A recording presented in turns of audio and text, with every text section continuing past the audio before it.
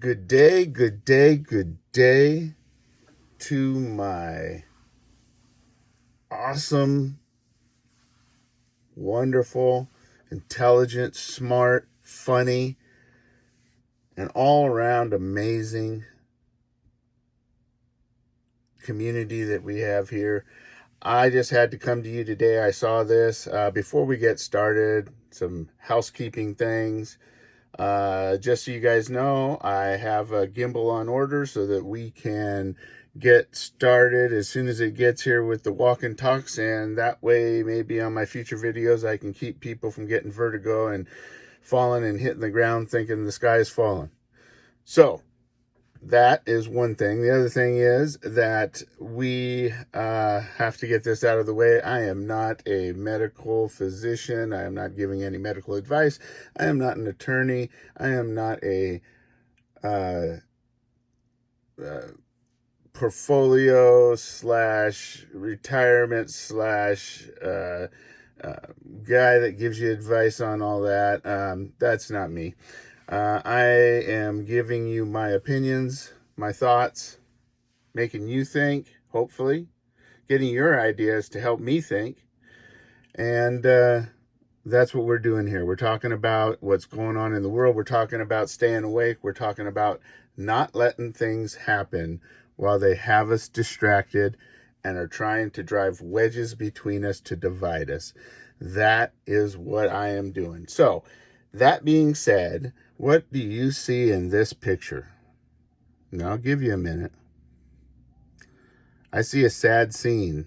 I see somebody that looks like they've taken a loss and are mourning. And I pray for those people. I feel for them. I think it's awful. I wish I could do something to make it better, take it back, make it go away. Kind of really bothers me. But then I see this little guy right there. Does he look sad? Does he look really empathetic? Or does he look like a career politician who is taking a minute to get a photo op to do things while we're not watching? That is Governor DeSwine. But for this video, so I don't have to say it again, we're going to call him Governor DeSwine. Governor DeSwine is from Ohio. And what he intends and is currently doing is passing gun legislation. Not like you'd think. Now, keep in mind, he's a Republican. He's on our side. He's out there to make sure that our 2A rights are absolutely protected. But is he doing that? Well, not according to this article and according to him. He, just to give you a little bit of background, is one of those that's been around since the early 80s in politics one way or another. So he's, well, kind of like our president-select. And that is one of the biggest problems that we have, I think, today. Yes, I understand that these politicians may need to be in there for longer than just 2 years, maybe 4, because there's some learning curve. There is a power structure in order to get positive change and things done. There shouldn't be. It should be easy as it's for the people. How hard could that be, really? I mean, if I was a politician, somebody came to me and said, hey, what do you think of this bill? And I'd go, wow, that looks like it steps on the rights of people. No. Well, what do you think about this bill? Well, that one right there is for illegal search and seizure. No. Well, how about this one? Hey, that helps people in need and doesn't cost anybody anything. I like that one. But that's not this guy. No, this guy is a Republican, keep in mind, that is passing anti-2A legislation. Now, the bill that he has submitted and is waiting to go through, now it might not even make it to that point. It may just get lost in the shuffle. But the fact that he submitted it is a problem.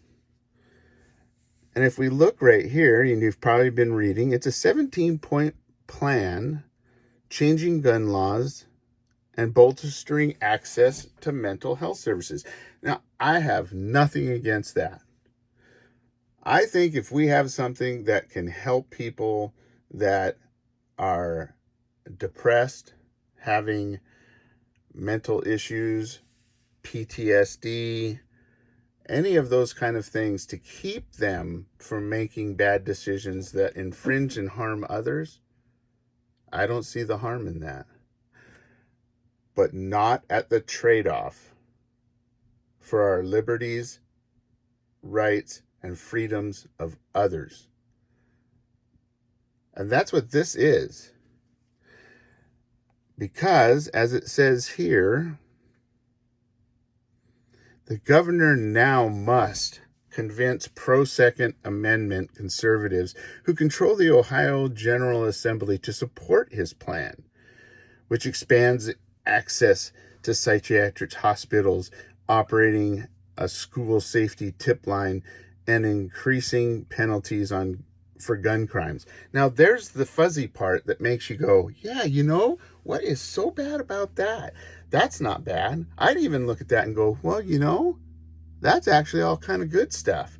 The tip line for the schools, that's questionable, just because I've seen so many overreactions, so many kids, especially with us being all locked away in our little rooms, going to school on our little computers, and the Nerf gun behind us gets us a visit by the SWAT team because some snowflake looked at it and went, oh my God, they have a firearm in the background. That is awful.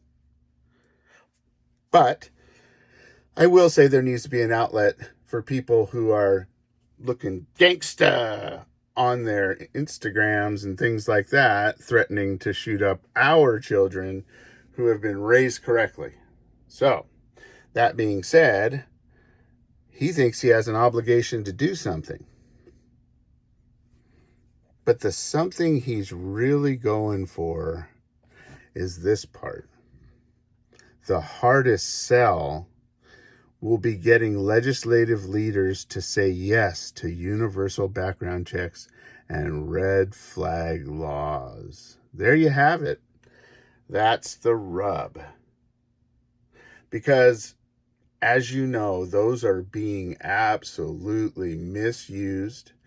Those are being used to take your rights to illegal search and seizures away, your right to being innocent until proven guilty. That's the trick part. Innocent until being proven guilty. Not you're guilty until you can prove that you're innocent. But that's how it's being used. We're knocking on there saying, oh my God, we got a phone call. Let's go in there, grab all of his guns, put the cuffs on him, and then have him prove that that phone call was wrong by the anonymous person that we don't even have to bring into court. We don't have to go in front of a judge. We don't have to get a search warrant. We can knock? Nope. No knock, but knock in the door and accidentally create a situation where somebody defends his home because he has no idea what's going on. That's what red flag laws do so far. Now, that being said, universal background checks. Well, I live in a state that does background checks no matter what. We used to be able to go and sell to our friends, sell to our family members, sell a handgun to somebody in the streets that at least had an ID and would sign a bill of sale for you just in case. But no, now we all have to go do a transfer. We've all learned to adapt to it, although we shouldn't have had to. But if you think there's not a list, let me educate you just a little bit. Yes, there may not be an actual list that they keep, although I wonder. But what there is a box full of FFL forms that you fill out. Everybody's done them if you're in a state that requires a background check.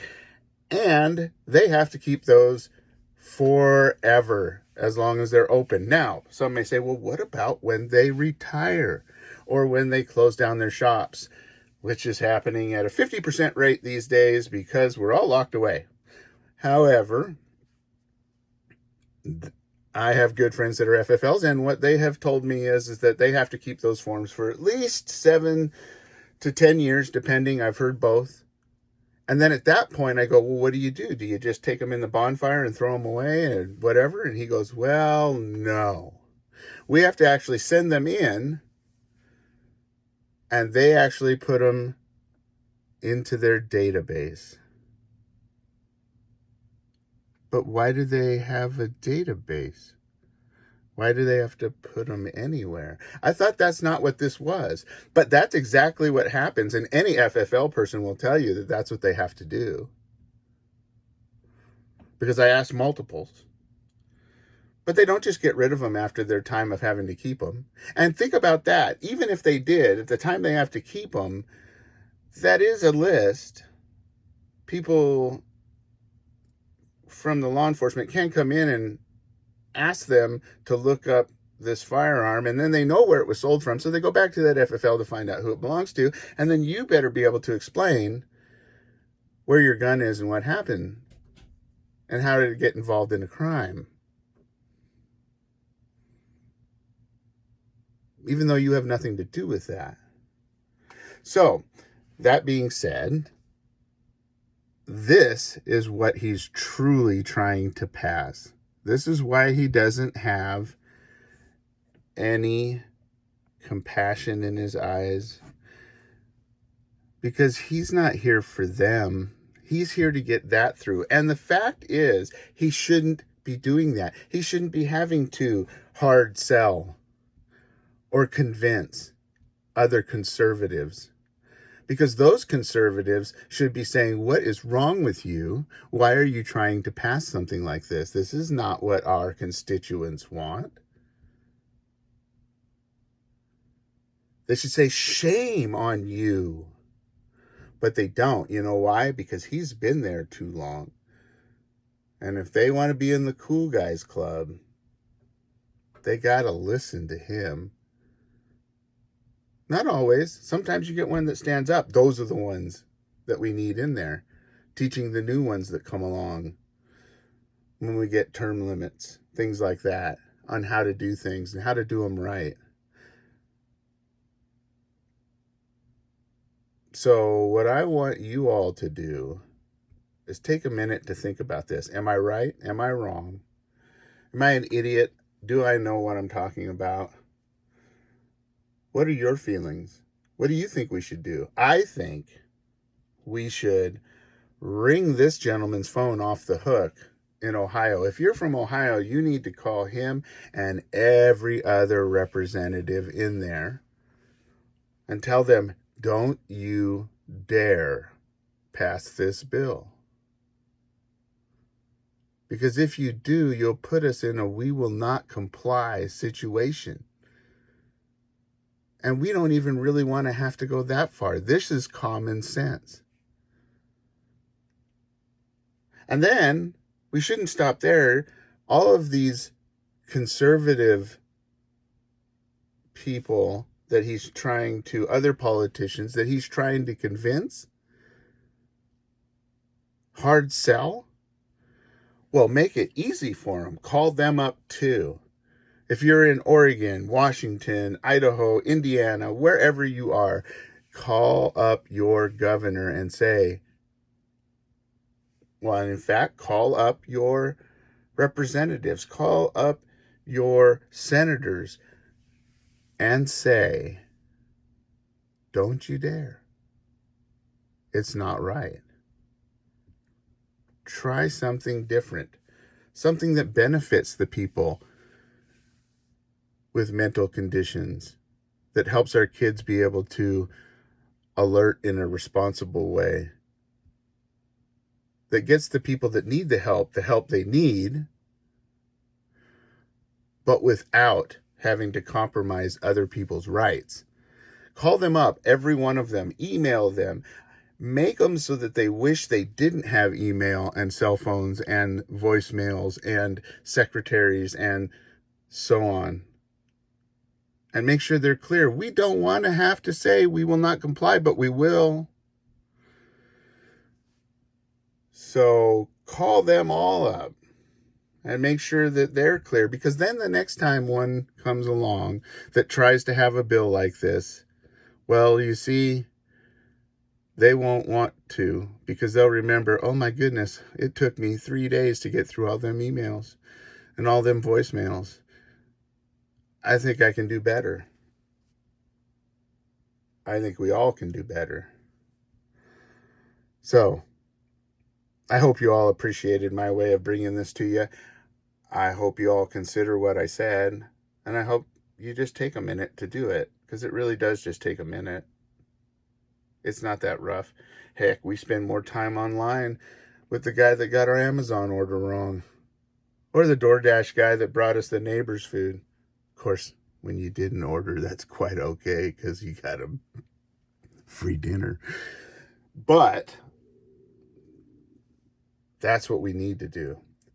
So please, if you enjoyed the way I brought this to you, like, share, and subscribe. If you didn't, well, tell me and let me know how you'd like me to make changes. Otherwise, I love you guys. I truly do. I appreciate you.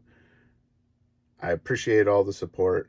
And please share this with everybody, because this is one of those kind of stories that needs to get out to everybody so that they can start making phone calls.